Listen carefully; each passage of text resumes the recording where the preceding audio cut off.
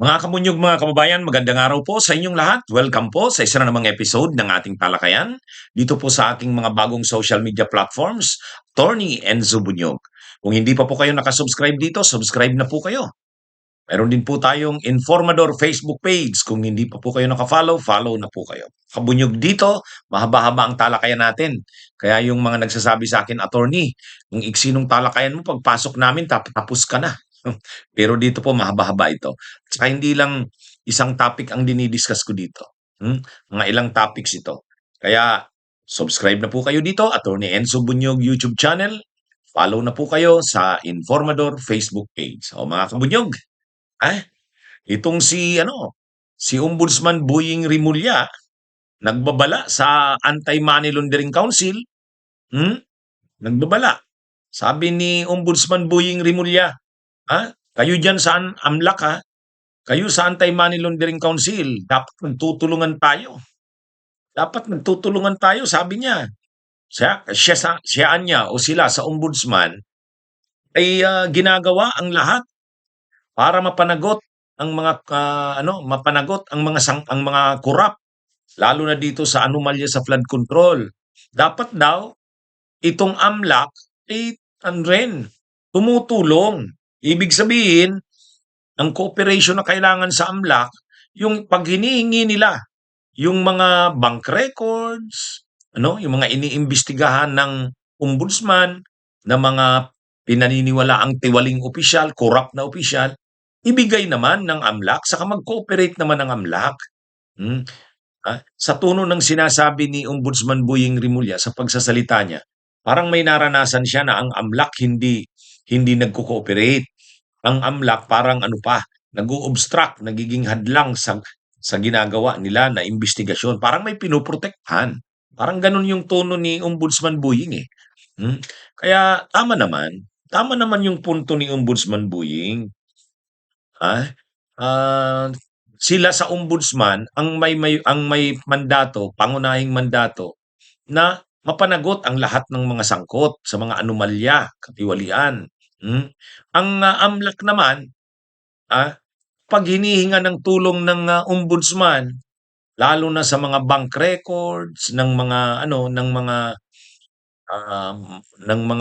pinaniniwalaang sangkot sa mga anomalya, korupsyon, dapat tumutulong din ang AMLAC. Kaya lang sabi ni Boying, Ombudsman Boying, kung nangyayari nga parang ang iniisip pa nitong mga officials daw ng AMLAC, iniisip yung kanilang parang pagkatapos nila sa AMLAC, mas gusto nila, iniisip nila makapasok sa mga kilalang bangko. So, pinaghahandaan nila ito. So, para makuha sila, makapasok sila sa matataas na posisyon sa mga bangko, mga malalaking bangko, hindi nila ito kumbaga, sa halip na gawin nila yung kanilang trabaho, hindi nila ginagawa.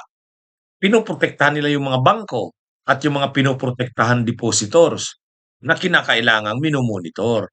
Parang ang mas naiisip pa, yung kanilang pagkatapos nila sa AMLAC or kung ayaw na nila sa AMLAC, pwede silang magtrabaho sa malalaking bangko. Mahal pa ang sweldo. Kaya dahil yun yung iniisipan niya ng ilang officials ng AMLAC, nahihirapan ang ombudsman na makuha yung mga bank record sa mga bangko kasi hindi naman ginagawa ng AMLAC yung trabaho nila. Medyo seryosong aligasyon yan. Medyo seryoso, mga kabunyog, mga kababayan. Yang sinasabi na yan ni Ombudsman Boying, kung totoo yan, hindi nga naman maganda yan. Dapat nagko-cooperate ang AMLAC, nagkakatulungan, saka ang ombudsman, ang DOJ, ang NBI. Pero sabi ni Ombudsman Boying, maganda kayo. Pwede namin kayong habulin sa ombudsman. Saklaw ng ombudsman ang kahit yung AMLAC na yan. Kaya sabi ni Ombudsman Boying, gawin nyo ang trabaho nyo, magkatulungan tayo. Kung hindi, kahit kayo, namin, iimbestigahan namin. Yan. Kaya medyo matindi nga yung mga statements ni Ombudsman Boying. Hindi, na rin kasi siya, Siyempre nadidikdik din si ano, si Boying Rimulya, ah. Itong mga wala pang mga kasong ito, ang tagal na hinihintay ng sambayan ng Pilipino, na matapos kila Diskaya at Revilla ay may kasunod, hanggang ngayon wala pa. Oh, parang ang, inaano ni Ombudsman Boying, hindi niya man na direktang sinasabi, pero parang ang nakakaabala, hindi tumutulong, hindi nagko-cooperate. Kaya may mga kailangang mga bank records ang, ombudsman, hindi naman nila makuha dahil hindi cooperate ang AMLAC. Kaya sabi ni Ombudsman Boying, mag-isip-isip kayo diyan, sa AMLAC, saklaw pa rin kayo ng disciplining authority ng ombudsman, ah. Sabi ni Boying, nakakadismaya, Linalabanan na nga ng ombudsman at ng iba-ibang ahensya ang anomalyang ito. Makasuhan, mas-isyuhan ng arrest warrant, makulong ang mga sangkot. Kaya lang, mayroon pang mga kinukuhang mga dagdag ebidensya at ang makakatulong para makuha yan, lalong mga bangko, ay ang AMLAC. Ay hindi naman nagko-cooperate. Ito ngayon yung frustration ni Boying. Sinasabi niya, nakakalungkot daw itong AMLAC sa halip na maging kapartner, sagabal pa daw. Ah, kaya sa ngayon, kinukomentaryuhin na ng taong bayan, ano bang nangyayari diyan sa kampanya na 'yan sa flood control? Akala ba natin mahiya naman kayo? Bakit parang pagtatapos ni Diskaya at, Bong Revilla wala ng sunod na nakakasuhan, naaaresto, nakukulong, wala na, Kaya medyo ano na rin, nadidismayaan na ang taong bayan. Kaya lang parang may pahiwatig si Ombudsman Boying na ang isa sa mga dahilan niyan, yung AMLAC hindi nagko-cooperate. Kaya may ano siya babala.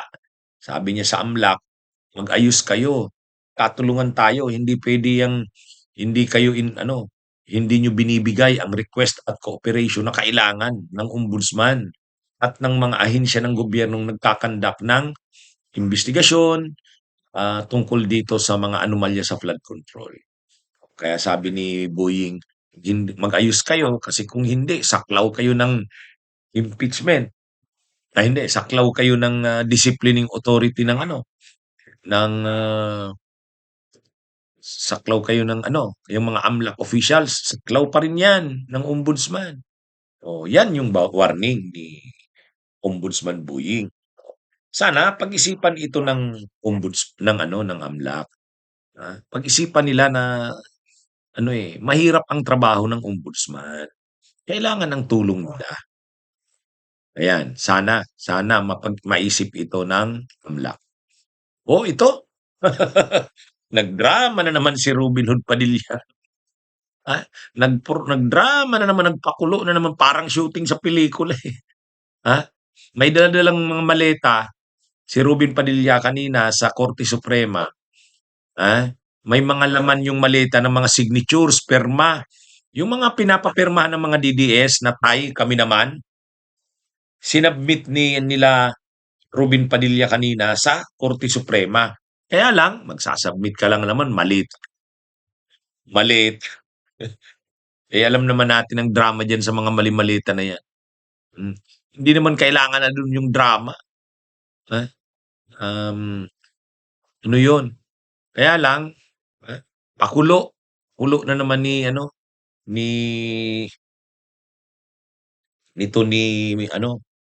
Robin Padilla.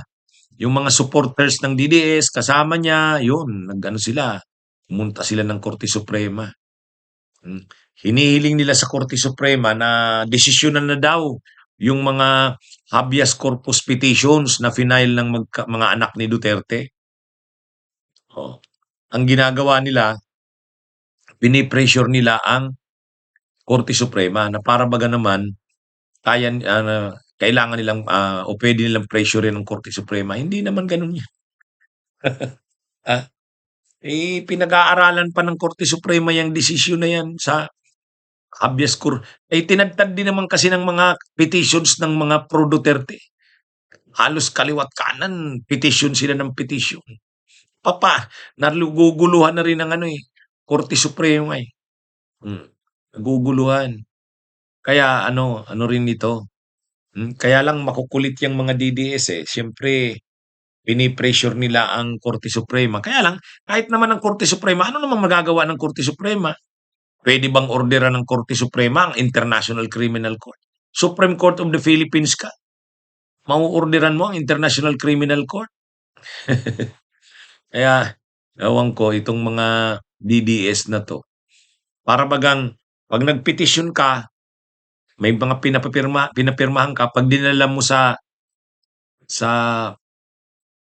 oo, 'pag di 'pag dinala mo dito sa ano, sa Korte Suprema, ay mape-pressure ang Korte Suprema.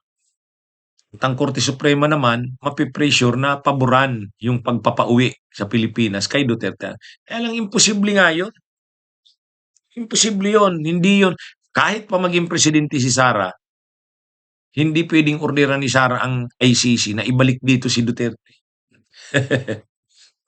Dispalingado itong mga ano ng mga DDS, eh, dispalingado. Ano naman magagawa ng Korte Suprema? Hindi wala namang ano diyan, hindi hindi naman, ah, itong Korte Suprema wala silang jurisdiction na sabihan ng ano, ang International Criminal Court, "Ibalik niyo dito si Duterte sa Pilipinas." Wala na yun.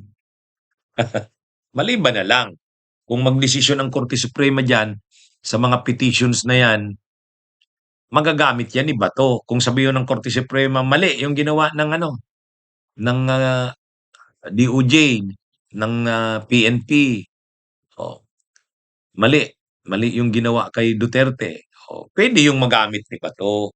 Pero sa ngayon, kung ganyan lang, hindi. Wala naman 'yan, hindi naman mapapabalik na si Duterte diyan. Itong si Padilla nagdadrama, pagpasok sa Korte Suprema may maleta, sus mga drama ng mga ito, ah.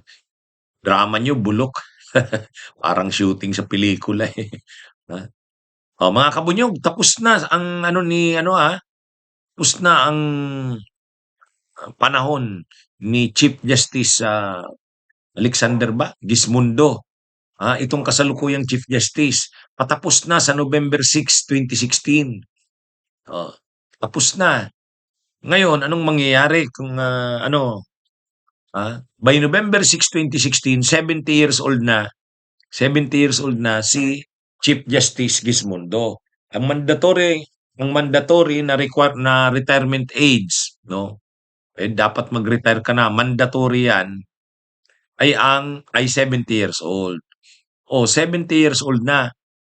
70 years old na ang ano, si Chief Justice Gismundo. Kaya mag-a-appoint ng bagong Chief Justice. Mag-a-appoint. Actually, mayroon pang isa, yung isang attorney, ay isang justice pa. November, ano rin, 16 yata yun, 2016, ay 2026. O kaya, pabor ito sa administrasyon ni PBBM kasi makaka-appoint siya ng Chief Justice. Siyempre, may shortlist na ibibigay sa kanya. Pero, siya ang magde-decide, ang presidente, kung sino ang Chief Justice. Ay ang Chief Justice pa naman, primus inter pares yan, first among equals. Kumbaga, equal sila lahat, yung mga justices ng Korte Suprema. Pantay-pantay sila. Pero siyempre, mayroong first or nangunguna among sa kanila. Eh, yan yung Chief Justice. Kaya ano ito mga kabunyog, mga kababayan, hmm, ah, mag-aano na ito, magre-retire na si ano, si Gismundo. So ang mag-a-appoint na ngayon si PBBM ng Chief Justice, yang Chief Justice. Siyempre, dapat ang ilagay niyang Chief Justice yung ano niya, tao niya na mapagkakatiwalaan niya. Lalo na dito sa dami ng kaso na kinakaharap ng mga Duterte. Dapat hindi nakakahiya ang mga decisions ng Korte Suprema. Napahiya ng ay na ano, na nakakadismay yung ilang decisions ng Korte Suprema. Halimbawa yung kay Sara na impeachment o diniklarang unconstitutional, nadismaya ang taong bayan dun, eh. Sino ang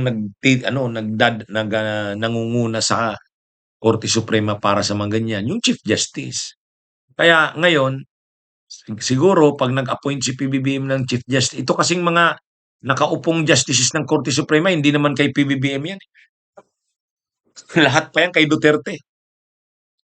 Lahat 'yan kay Duterte. Kay Pino yung iba, si Leonin saka si Kagiwa. The rest Duterte na, wala pa si PBBM. Ngayon pa lang si PBBM mag-a-appoint yung dalawang mababakante sa 2016 ay 2026. November 6 si Gismondo. Pero ang kaimportantehan nito dahil Chief Justice ito. Chief Justice ito. Ah, kaya sana pumili ng pinakamagaling na Chief Justice si PBBM.